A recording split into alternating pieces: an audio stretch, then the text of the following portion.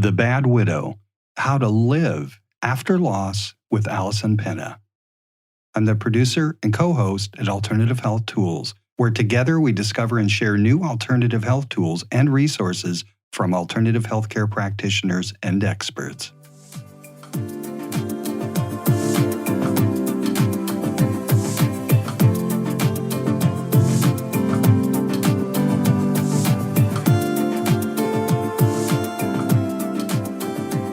Hi, this is Kim Shea, and welcome to Alternative Health Tools. I'm your host on this side of the pond here in Southern California.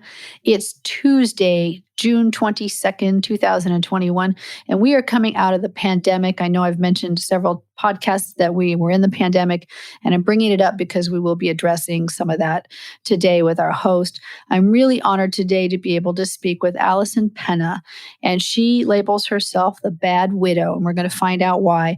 But her mission in life is taking your life back after loss.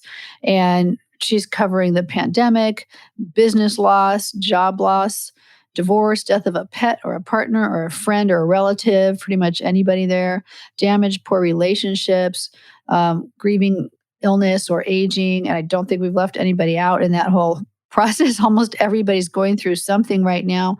And she helps people move through that. So welcome, Alison Pena, to Alternative Health Tools. Thanks so much, Kim. Would you tell me about yourself and your story? Sure. So I'll tell you about the portion that's about Bad Widow. My husband was diagnosed with pancreatic cancer, stage 4, in October 2015. And we basically fought for every day of his life after that until he died at home in my arms in September of 2016. So he lived 11 months. And wow. Yeah. The trajectory for pancreatic cancer, it's one of the real nasty ones, is 6 weeks to 4 months. So we got more time than we expected, but it was borrowed time, and so we used that to really learn how to live fearlessly. Because when you're watching someone you love, we were together for 25 years, so close to half my life. When you're watching someone you love just getting thinner and thinner and fighting, but you're not sure you're going to win and the odds are against you, it really wakes you up to what's important. I created kind of an environment where he could paint and play tennis. He finished his last commission the Thursday before the Saturday he died. Wow. And for me, it was also, what do I want to do? Who am I if I'm not just a caregiver and I'm not just a widow? And so I had wanted to speak on stage about the work that I do for 10 years and sing in cabaret shows 10 years. But I thought I might be embarrassed and I might not look good. And then in the face of what was going on with Dave, my husband, all that faded away and got less important. And in the course of those 11 months, I spoke on 3 stages and sang on 4. Wow. Yeah. That's very impressive. Good for you. Yeah. And then he died and I was a widow. And it was my whole life, in 25 years, you're kind of wound around each other like vines. And you don't think about how important it is to have someone who sort of has your back, to celebrate with you when things are great and to comfort you when things are not great. And that was gone. The future we planned together was gone. And I define loss as the death of a future imagined or co-created, which will never come to pass. And in all of the things that we grieve, that's true. So there's something that we've built, that we've dreamed of, that we've longed for, that's now not going to happen. into this, I had a lot of trouble making decisions without someone at my back. I had a lot of trouble taking action. I didn't feel as capable as I was before. I had the attention span of a fruit fly, memory gaps you could drive a truck through, and flagging energy. So it couldn't easily work. The work that I did either required connecting with people, no energy for that. The other things I had done was editing and proofreading, 25 years. But you need memory and focus for those things. So all these various activities and capabilities that I had no longer existed. My husband left 1,000 paintings. He was a professional artist. And so it was not a matter of collecting his files up from the office and putting them in a filing cabinet at home. It was close up a studio where he worked for over 30 years and bring 1,000 paintings home from a 500 square foot studio to an 800 square foot apartment. Oh my. Oh yeah.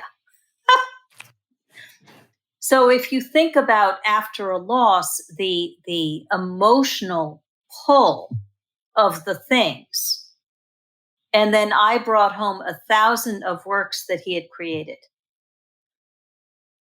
so that I was looking at it all the time. Bad Widow came about because everybody says, well, why Bad Widow? I'm sure that was my question. Yes. But you're a nice widow. You know, the people who know me, they say, you're a nice widow. You're a good widow.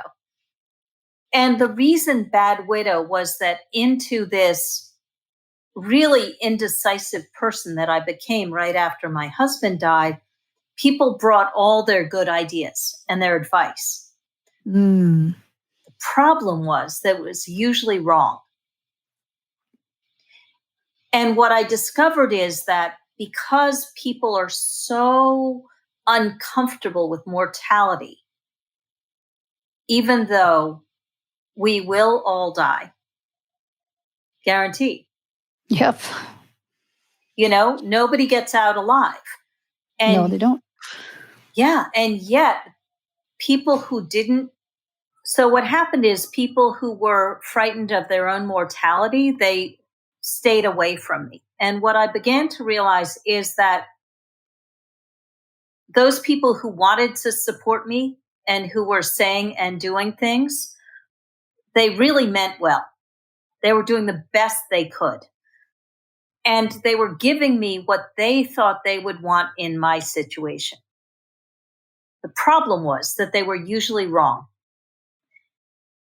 And so what would happen then in the first year, what would happen then was I would burst into tears and they would go away, or they would say, I didn't mean to make you cry.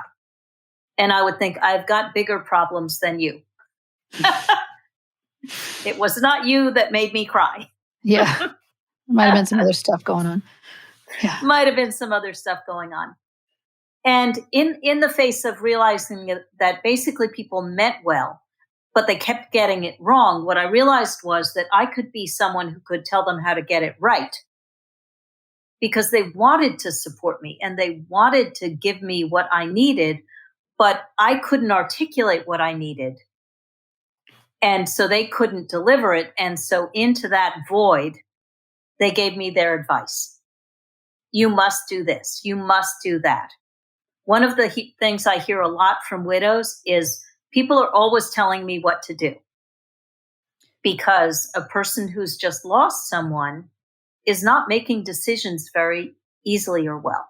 Mm-hmm. So as Bad Widow, what I decided to do was set the record straight, because I knew what my own experience was.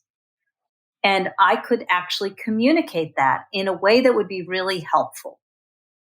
And so rather than just saying, oh, okay, thank you very much, when someone would say something like, how are you? And I would be thinking, how the heck do you think I am? I just lost the man I loved for 25 years. I'm trying to handle the rents on an apartment and a studio in Manhattan. What do you think? What a stupid question was my internal dialogue. And so rather than saying, fine, what I began to do is say something like, I can't actually answer that. But if you asked me a question like, how are you right now? Or how are you today with a shorter time frame? I can do that. And people were really appreciative of knowing what to do because they had no idea. Mm. And in order to come through my own grief, so the first year was this wasteland of grief. A lot of tears, barely being able to get out of bed. And the memory loss was a real problem. I remember walking to an appointment and getting a block and a half in my slippers. And the only reason I noticed is my heels got cold. Mm. And I thought, my heels are cold. Why are my heels cold? And I looked down and I had slippers on. And so I kept tripping over these various breakdowns. And every time I would hit a breakdown, I would solve for it. So after that one, I wound up with a little sign by my door. And it said wallet, keys, shoes, coat, all the things that I was forgetting that you don't usually forget. I had one day when I just couldn't go home. I was awash in grief. So I went to dinner, I went to a movie, and then eventually I went home. And the next day I made a short list of 5 people. And I called these people up and I said, look, I just need a place where I could go at any hour of the day or night. Sit me on a couch, go about your lives, but someplace where I could land and be safe.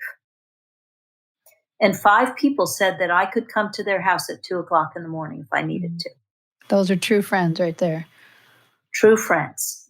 And I used it once, but having that net was really important to my sense of safety.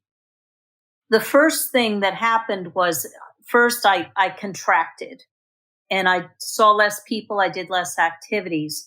And so the first thing I needed to do, which we're seeing in this pandemic, people contracted with social distancing, with not being able to go out, with being afraid of other people. Mm-hmm. This has never happened. I needed to re-engage in the world, to actually deliberately push out my boundaries. And I think this is one of the challenges that we face right now, because getting back out into the world is an external experience. It's also an internal one. And if you don't address the internal piece as well, it's not going to go well. Mm. And what I did was I developed some strategies for literally re-engaging in the world. I looked across sort of the 5 areas of what I call affluence in my life, which are time, money, health, relationships, and work for business. And I tried to figure out what I could push out on with the least charge. Now, I couldn't be a proofreader, I couldn't be an editor, and I couldn't be a consultant. All the things I was trained for. But I had a friend who was a widow, and she had a Halloween pop-up shop. And she agreed that I could work 4-hour shifts. I had no energy for 8. Nobody else would have let me do it.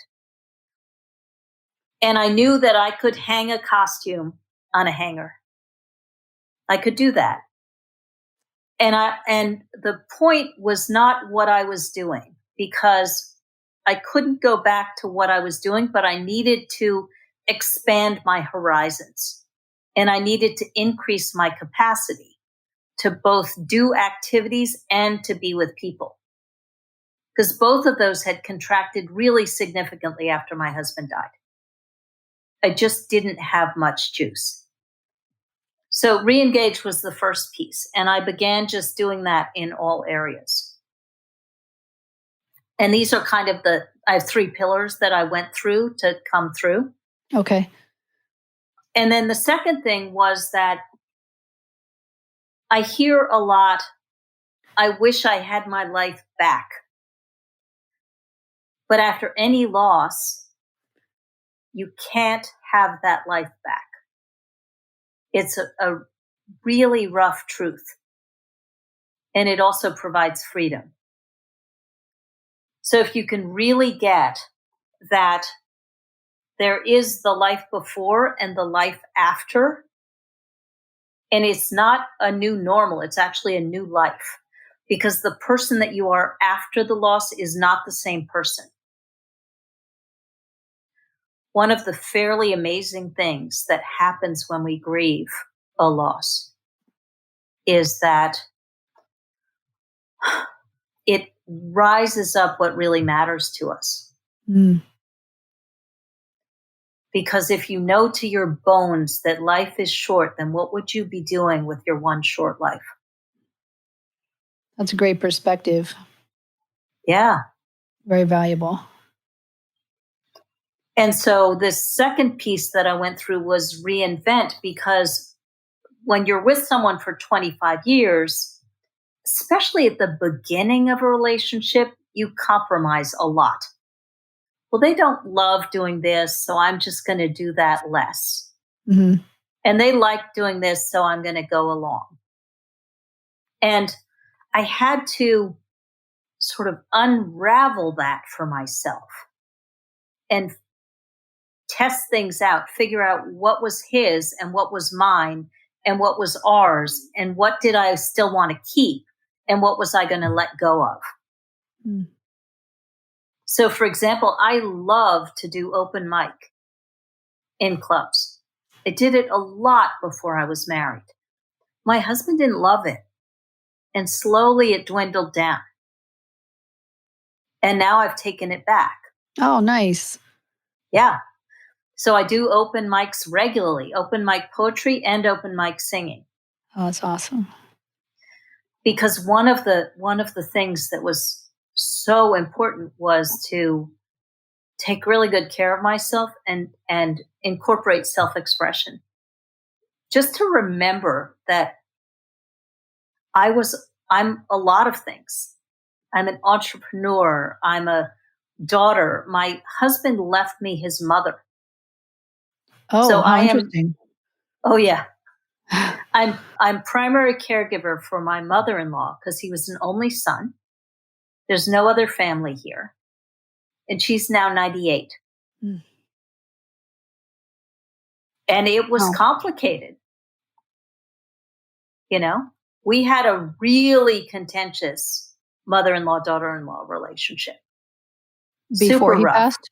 Before he Oh, passed? yeah. Okay. Very tough. Mm. Very, very tough. Really battling with each other. And in the last almost 5 years, we've come to love each other, but it's been a journey. Mm. It's been a real journey. My hat's off to you because, I mean, you went through this, really draining caregiving situation, and then you moved right into another one with really no break for yourself, and that you were able to reconcile what was a bad and volatile relationship, I guess, and then bring it to something that was healed. That's really amazing. That's really admirable.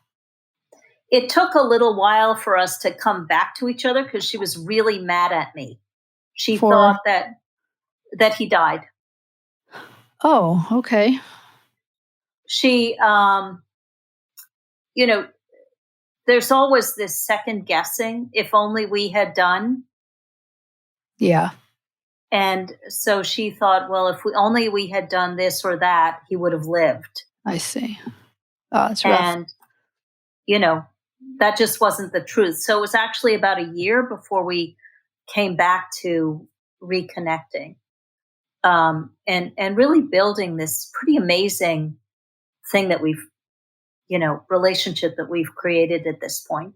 Beautiful. It's beautiful she didn't abandon you either, because at that point she could have said, look, I don't have my son anymore. There's nothing to tie us together. I'm going to go find other people.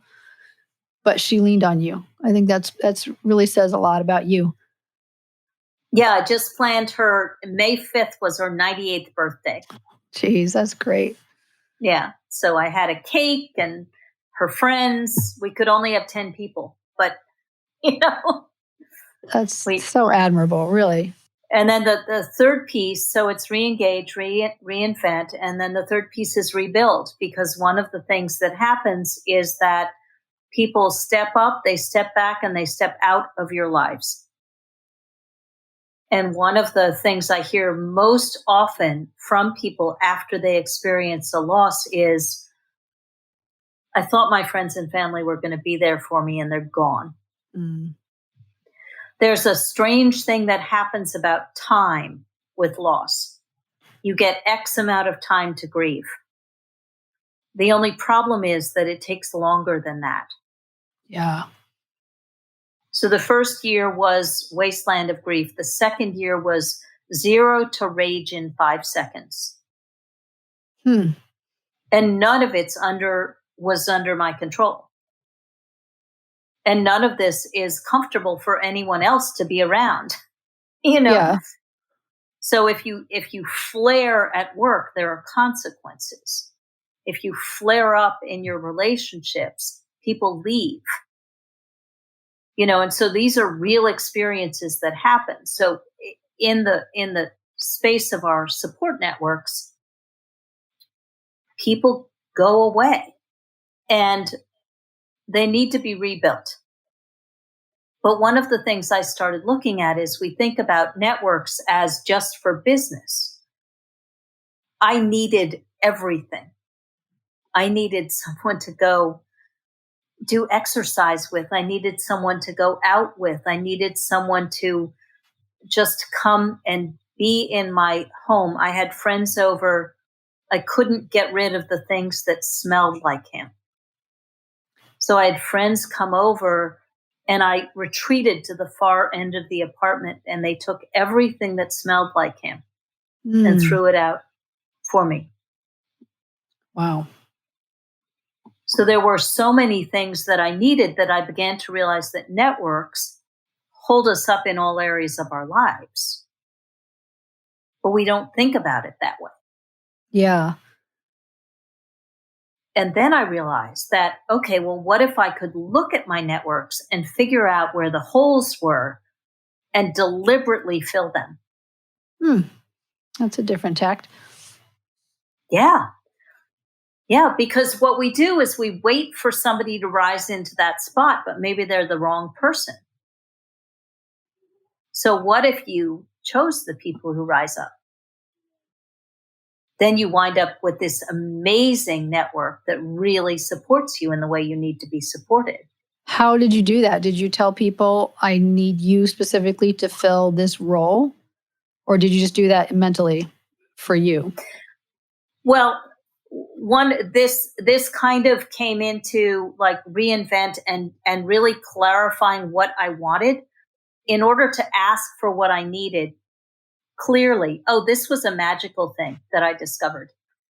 As a widow, what I found was that people wanted to give me everything I wanted, but they didn't know what I wanted. And so they were not going to act unless they couldn't screw it up. So if I could get super clear myself and ask so clearly that they could be my hero, they would do it about 80% of the time. Once I got really clear about what I needed and who I needed and what did I want in my life and what people would be great to have that happen. What typically would happen once I was aware was that those people would start showing up. It's like, don't think of a red car. And then there's red cars everywhere. Mm-hmm. You know, don't think of someone to do Pilates with. And then suddenly all these people who want to do Pilates would show up in this very strange way. And then from among those, if you knew that's what you wanted, then you could cherry pick and go, yeah, I really want someone to, and the making distinctions and being really clear, those were really critical to moving into the life that I wanted. It's interesting because I find that people want to help. They want to help so badly. And what they really want to do is help you stop your pain. And they're coming from a good place, but they don't know what to do. So if you tell them, Yep. like you said, they'll trip over themselves to do it. They want to be the one who comes in there, like you said, as a hero and do that thing for you. Not everybody, but a lot of people, they really do want to help. I think that's so nice that you were able to do that for people. I mean, that was a gift that you gave to other people. I think that was really lovely. Yeah, it was sort of amazing because I had always been really reluctant to ask for what I needed because I didn't want to be obligated.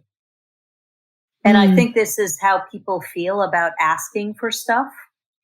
Well, but what will they expect in return? What will I owe them? And what I realized was that as long as I was clear and appreciative, that was enough.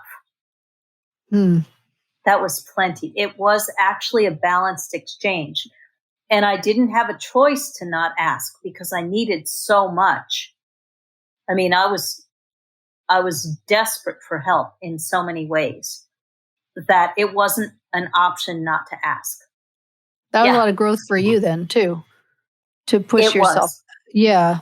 I think you talked about that with a client where they were trying to figure out how to ask for help. I thought I had a note on that. I apologize, but it talked about asking for help, but in a way that doesn't push other people away. And asking for support without pushing people away. That was on your website. So that's kind of what you had to figure out for yourself, it sounds like. Yeah, it was. It was because I got irritated when people got it wrong. And then I realized that it wasn't just their responsibility. And I had one really magical thing happen. My family helped me with rent for a period of time because I was really incapacitated.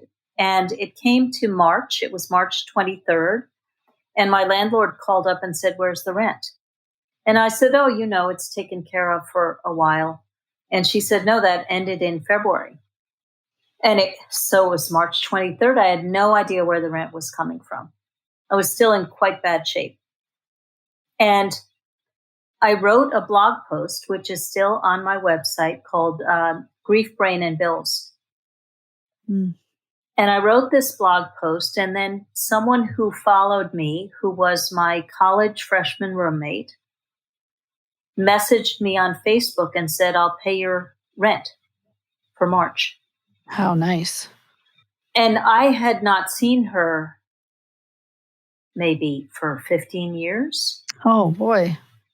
I mean, we had Facebook, social media contact, but not actually talked in years and years and years. And so I messaged her back and I said, "You do realize I live in Manhattan and this is the amount of the rent, and feel free to back out." And she said, "No, give me your landlord's name and address and she'll have it tomorrow." Gosh, that's lovely. How generous. And she did. And I thanked her a million times. And it still actually brings me to tears because it was such a magical, I asked and it was answered. And I said, "Oh, that was incredible." And she said, "I just did what you said to do." And in this blog post, I said, if you come across someone like me, here's what you do. You talk to them and listen to what's going on in their lives. You make a suggestion based on something they said to do for them. And then you execute, asking for guidance as needed. She said, "You told me what to do. I just did it." Oh, gosh. And that's still one of the most magical stories ever. That is a great story, but look at you. I mean, I know we're going to talk about more here today, but one of the nicest things that you do, and I was going to ask you for your tips on advice to people on how to handle this, but that's what you've done. You've educated people in one of the areas of life where people often are absolutely clueless how to help somebody because they're not in your shoes. They're not going through this dark tunnel that you're going through. And you're telling them, here's how you help. What a gift. to everybody. And so happy to get it. So happy to have someone being clear on this topic that nobody talks about. Mm-hmm. It's sort of veiled in, oh, I don't want to make you cry. But crying is just tears. And if you don't find out, how do you know what to do? And how do you know what to say? It's like going on a date. So you're going on a date with someone and you expect them to know the restaurant you'll like, the food you'll like, the ambiance you'll like, but you're not going to tell them any of it. Mm-hmm. You're just going to be disappointed if they get it wrong. And that's how we do these conversations around grief. You should just know. How can they just know? It's unrealistic. Yeah. Do you find that, I don't know if you've had any friends in this situation, but somebody who's been through something similar, do they know? People who've been through it know. Okay. It's a common experience. So grief is a very individual journey, and it's also a very human experience. So it's something that everybody on the planet goes through at some point. And yes. All that list of the things that we grieve, this is the same process. You go through the same process for all of them, and it's the same pathway to get through it. I want to say something about time. So time is very weird, the amount of time that you're allowed to grieve. So what I discovered was that if you've been with someone for 25 years, you get a year to grieve, and then people are ready for you to be over it. Oh, wow. And moving on. Now, what about the other things that we grieve? So you've lost a job that you loved. A business has gone down. There's been a financial breakdown. There's been a health crisis, even aging, where people's minds and bodies are changing and they can maybe do less than they could before. These are all things we grieve. And we get varying amounts of time where we are given the grace to do that before people are ready to move on. So the experience of someone grieving is like you're in a stream and everybody else is in a faster stream and you're out of sync with the world. And then the question is, how do you get back in the flow that everybody else is swimming in? How do you even do that? And so this is the thing that I was working on as I was moving through myself that I can share with other people because I've done it. That's a good way to put it. That's a really good way to put it. And my observation was always after the funeral or the memorial, other people were ready to move on. Like it was tragic. They cried. But now let's get back to regular living. Whereas the person who has the loss, it can go on for a really long time. And then there's periods sometimes, which I'm sure you've experienced, where it's just all of a sudden it's there and it's fresh in your mind and raw again. And it can be a couple of years after. And it may only last an hour. It may last a few days. It may last longer, but it doesn't go away sometimes if it's a big hole. And especially I would imagine a relationship like yours that was 25 years. I mean, that's so big a part of you. Yeah, I mean, there are still days I have a boyfriend who I love at this point, and there are still days when the sadness rises up. Yeah. And he just knows to be really gentle with me those days. Wow. Sounds like you found a good man. I found a very good Somebody man. Special, yeah. But that was the journey. That was the hardest thing. Yeah. Love was the hardest thing. It tasted like betrayal. Yeah. My head knew my husband was dead. My heart and my body did not know that. Well, let me ask you more about that if you don't mind. Because I've known people who have expressed profound admiration for women or men who never moved on after they lost their spouse, that those people were somehow very holy because they never left their deceased spouse and they just stayed loyal to that one person. And for other people, the thought is there's other broken people out there. So why not find another one and you guys can go through life together and try and be healed with each other. So, I mean, did you find that, or did you have any of that experience where it was, well, you said it felt like a betrayal, but did you find that from other people too, where there was some kind of feedback that this wasn't really acceptable for you to do this out of respect to your husband? Oh, yeah. I mean, I had people say I was going too fast and people saying I was going too slow. Couldn't do it You right. know, I mean, Couldn't do it right. everybody's got an opinion. Yeah. And my viewpoint at a certain point was I would listen to the advice, but at the end of the day, if I took it, I was the one living with the consequences. Absolutely. So I needed to make sure that it fit what I wanted. And so I would sort of take in advice and then I would screen it through my desires for my own life. And then I would act from there. And for me, I was half my life with this one man. I had about close to another half a life left, and I was unwilling to live without love. But I couldn't trust my own body chemistry. So I literally could not be touched without pushing away, without absolute revulsion in some moments. Was very unsettling because you count on your body to tell you if you're attracted. Yeah. If I felt desire, grief rose up at exactly the same time.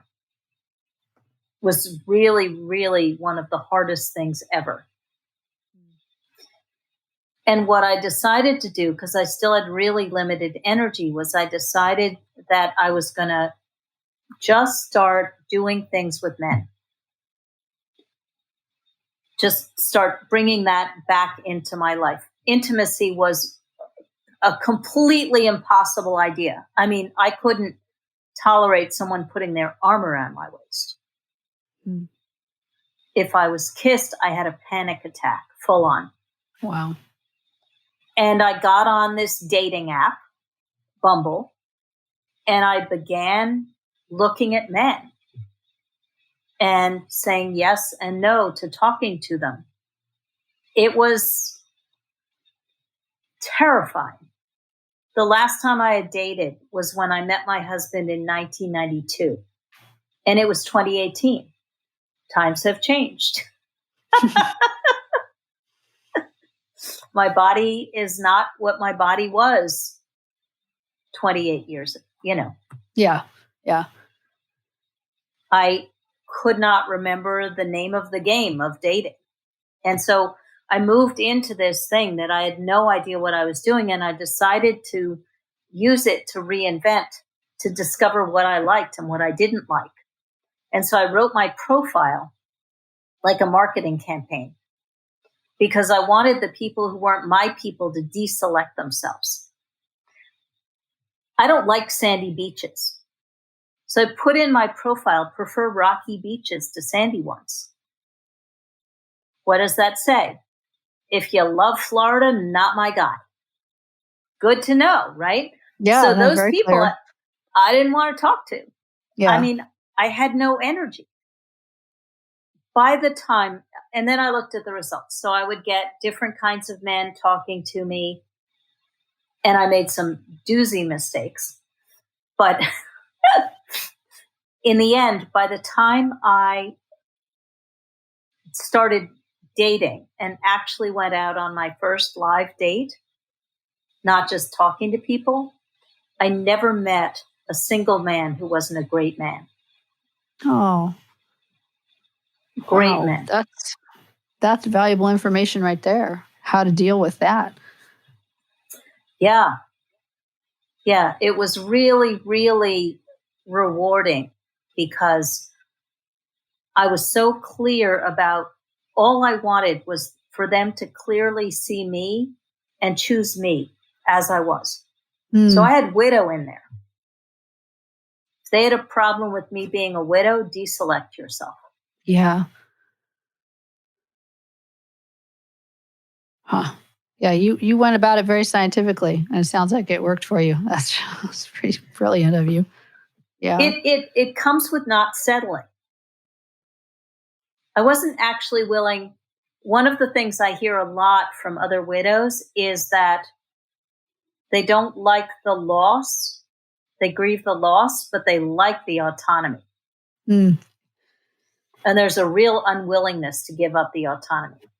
that's an interesting transition that people go through. Yeah. You have a thing on your website, a free download for people about strategies to face breakdowns and plug the gaps, and people can get that on your website. But how do you help other people now? I mean, other than telling people how to be a better friend, basically a better support person, and what you need, how do you help people take back their life after their loss? And how do you, as a person who's lost a partner of 25 years, come at it for somebody who's maybe lost a job? I mean, you've got scales in life where people naturally judge and say, well, this is really big and this isn't that big. How do you deal with that? Okay. So the first piece, I am about to launch a 6-week course called Reconnect, because one of the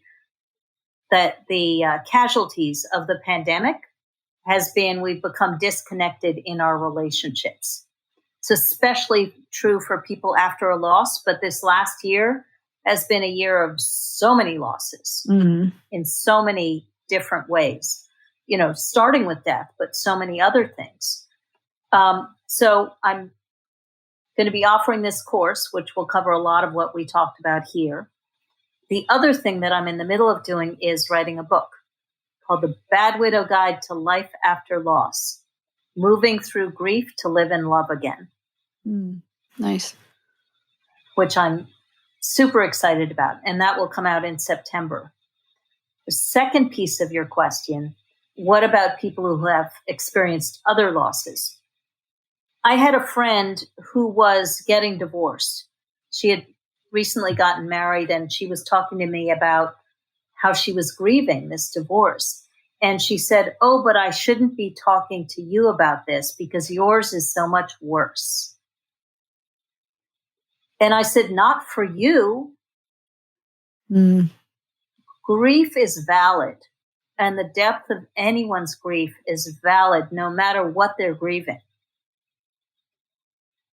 And there's a way in which we don't honor that very well. That is, I think, harmful. You can't actually get on with it until you allow the grief to be. Because when you stuff it down, it becomes a volcano and then it erupts later. It's not a good experience. And it has pretty serious consequences. And that is true for loss of a job, a business, a financial breakdown, health, illness, aging, all of them. There is an amount of time that the world says we have to grieve. The fact of the matter is we grieve until we're done. And if we stuff it down, it takes longer. Wow, you have a lot of compassion for people. Do you Yes. feel like you were always that way, or did this shape you, the experience you went through? Well, this certainly shaped me, but I've always had a real drive for deconstructing painful experiences and finding solutions. That's interesting. All through this, as I was having this, both transformational and heartbreaking experience, I just kept telling myself this pain must serve. It must serve something beyond just being awful. So you had a lot of perspective throughout it. I know there were times where probably perspective would not be what you would say that you had, but it sounds like you did have some perspective about a higher value of what you were going through and how it could serve you. That's very interesting.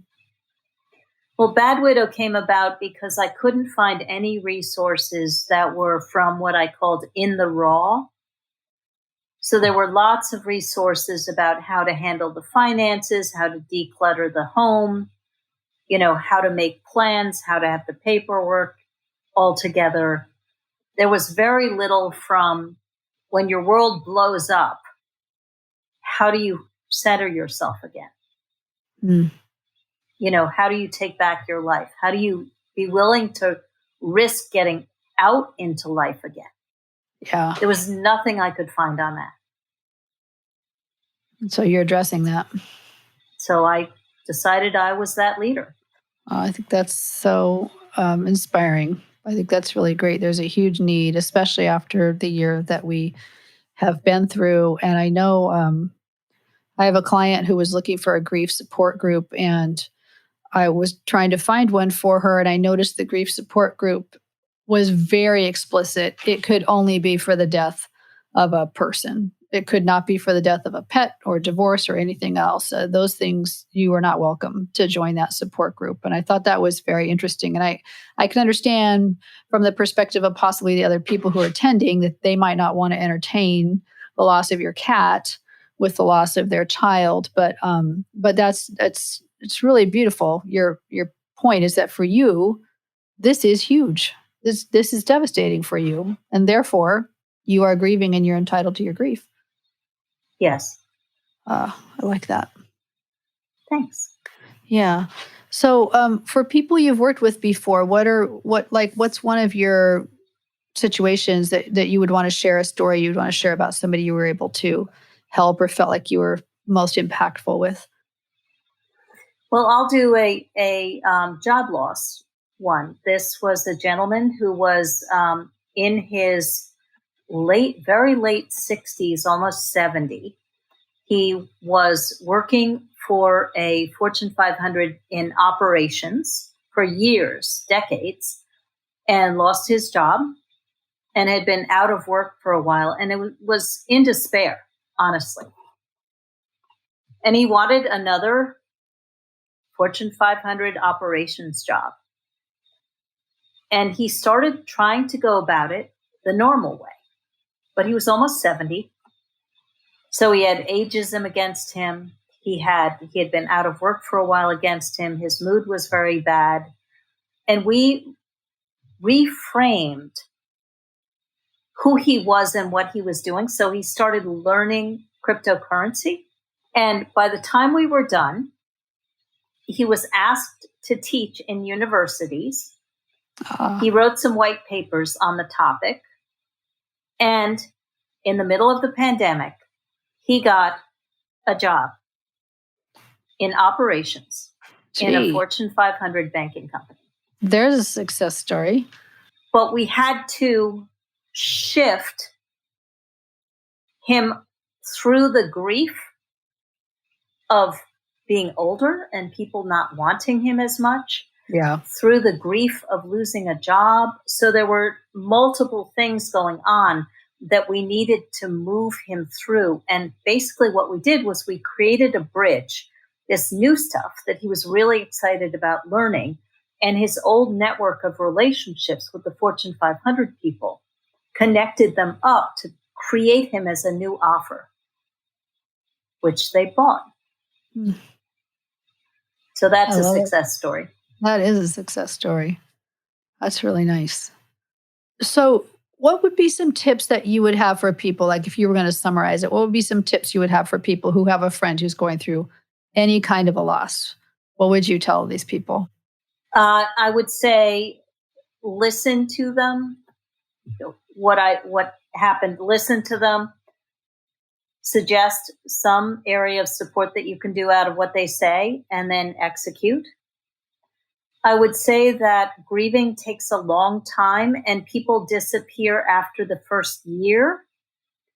So create some kind of a support system, check-ins once a month. If they have a network of people, organize the network of people so that there are periodic connections.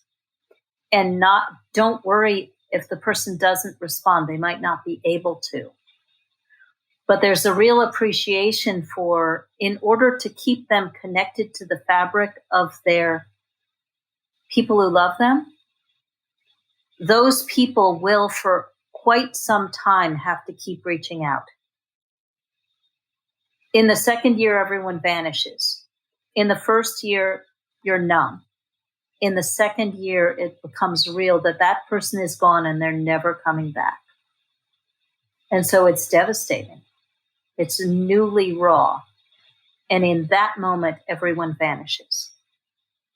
So I would say for someone who wants to support someone like going through what I went through, stay the course.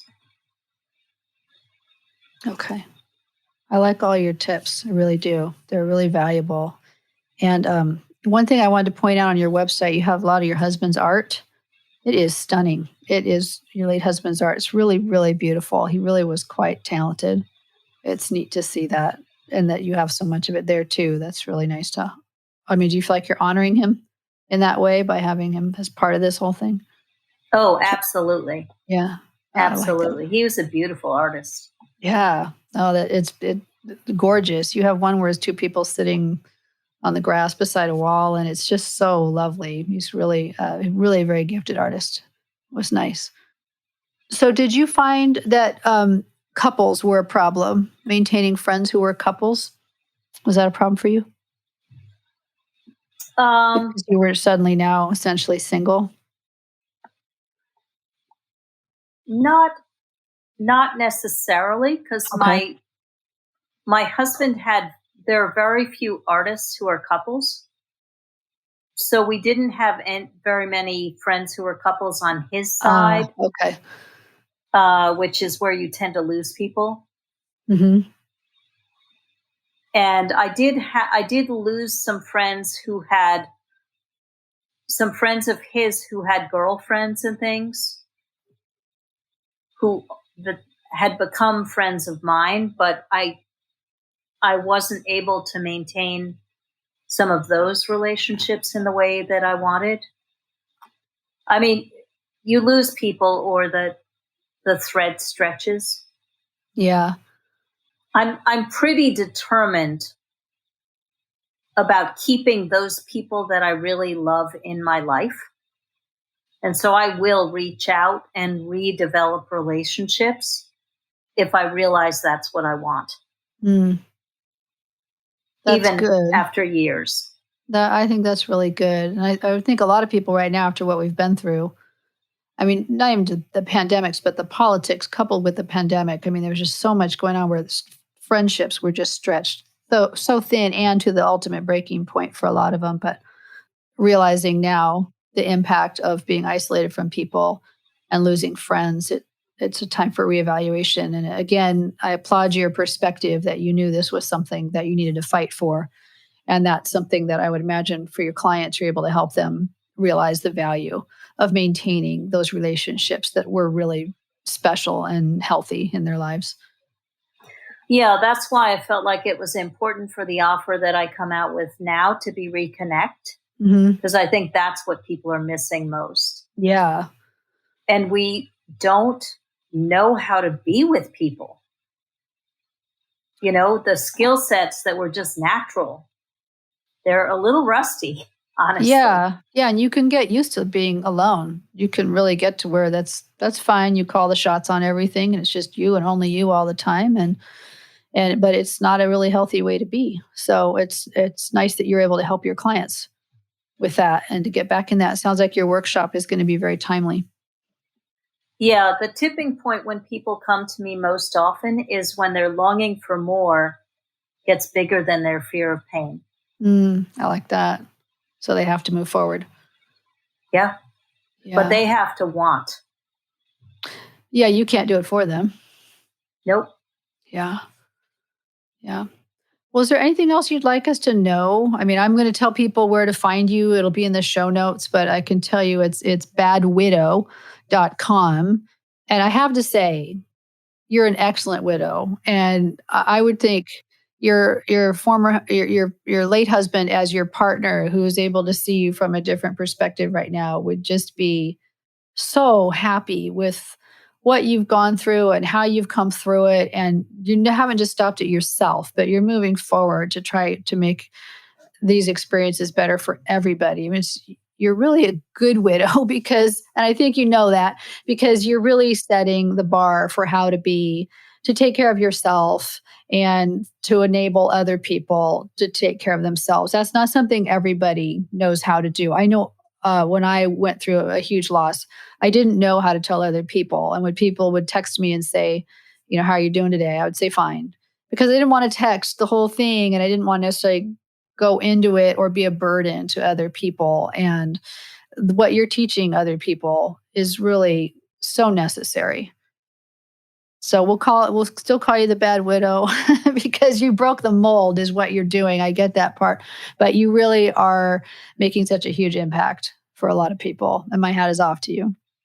Thank you so much. Yeah. Is there anything else that you want us to know?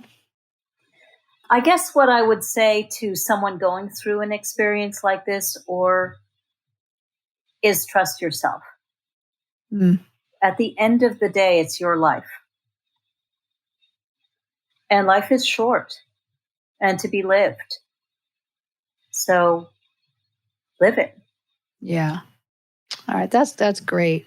I want to thank you so much for your time, Alison. This has been an interview with Alison Pena, Bad Widow. Again, badwidow.com. The notes will include the link to her website, and you can also find out more about her free download and about the program she's got coming up, and follow along with the book Progress as well when that's available. I think that would probably be a handbook that almost everybody would need to have. So thank you so much for your time, Alison.